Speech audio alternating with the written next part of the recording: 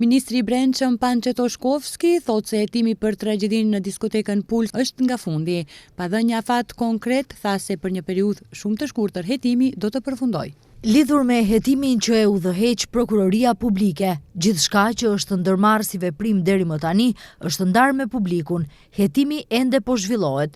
Ministria e Punëve të Brendshme vepron në bazë të udhëzimeve që merr nga ana e prokurorisë dhe shpresojmë se për një periudhë kohore maksimalisht të shkurtër do ta mbyllim hetimin në mënyrë që të vazhdojë pjesa tjetër e procedurës, tha Toshkovski, ministri i Brendshëm. Por opozita vion akuzat ndaj pushtetit dhe prokurorisë se po udhëheq hetim selektiv duke mbrojtur nga përgjegjësia funksionar aktual. LSDM-ja kërkon zgjerim të menjëhershëm të hetimit ndaj funksionarëve aktual që kanë qenë drejt për drejt përgjegjës natën e tragjedisë. Ndërsa ndiqen në punës nga 10 vjet më parë, kryeshefat dhe zyrtarët e tjerë policor që atë natë kishin detyrimin e drejt për të vepruar mbeten të paprekur. Qeveria dëshiron që opinioni publik të harrojë se policia ka qenë aty dhe nuk ka bërë asgjë. Për më tepër me këtë qasje vjet në pikpyetje vetë procesi juridik, i cili bëhet barr si për prokurorin, ashtu edhe për gjyqësorin, thon nga LSDM.